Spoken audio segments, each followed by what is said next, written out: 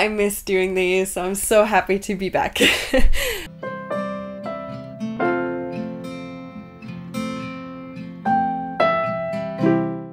Hello and welcome to my channel, The Danish Readaholic. Today we're doing a bacon books. So today I'm making a simple brownie because I needed something simple. So we're doing a brownie. I already have some great stuff planned for next month, for spooky month, October, but that is not what we're going to talk about today. Today I am going to make a brownie and I'm going to talk about some things that I need in my fantasy books.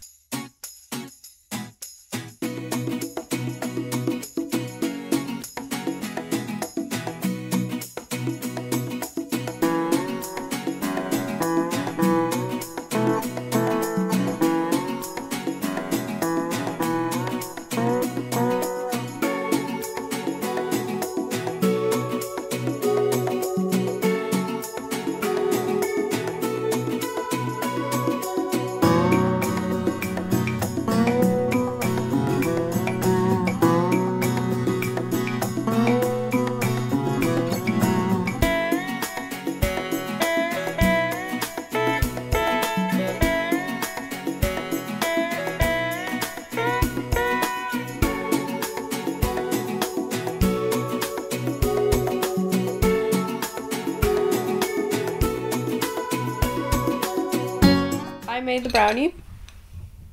It looks like a brownie. I took just a small piece because... And let's see how it tastes. Like, not to toot my own horn, but if there's something I know how to do, it's a damn brownie.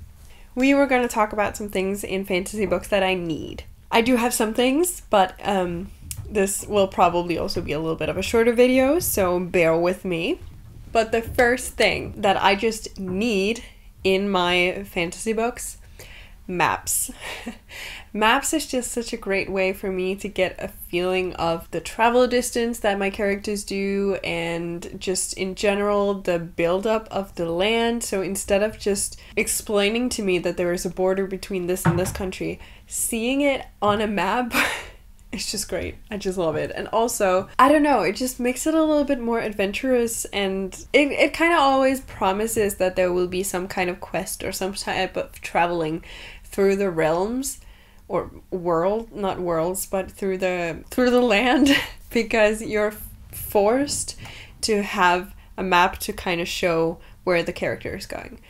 And that is just something that I really, really like. And also, I actually use the maps, so sometimes I will flip back and look at where we are. I don't do it often, but I do it. And it is just such a great addition. And I wish that more fantasy books would have it, because I do have a couple of books where I just wish there would have been a map. Next up, something that I really need is kind of like a glossary of words. Like if there is some words, I know some books do it where they have like made up words or words for another language and they have a glossary to kind of explain what all of the words are.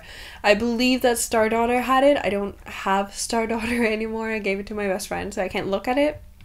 But I believe that there was a glossary in that because there were a lot of Indian words.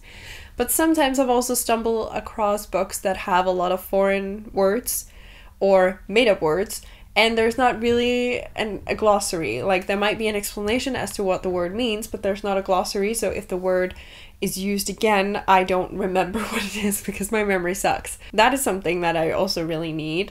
An addition to that is that I would like a pronunciation guide to names of people, places, stuff like that. There is so many books with names that I just cannot pronounce.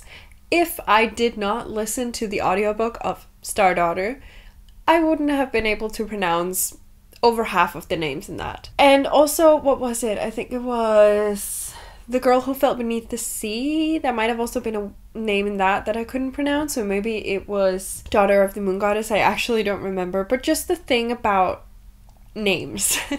I don't mind these extravagant names, or not extravagant, but these different names that you don't normally hear. I don't mind that. I like a unique name.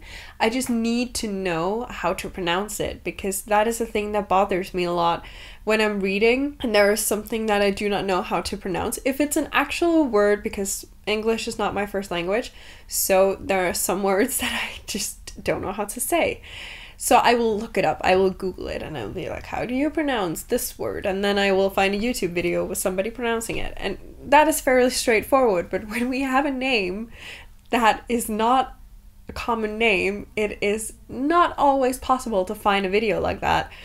And I'm like, I would really like that in addition to a glossary, there would be like a pronunciation guide. So you would write it, it has like a specific name, but you would write it how it sounds. Is it called phonetically? I don't know. I don't remember. I really don't remember. It would just be really nice to have that in books as well, because that would help me out like a whole lot. I swear to God, my neighbor is so noisy that it pisses me off. Just gonna have another piece of cake then.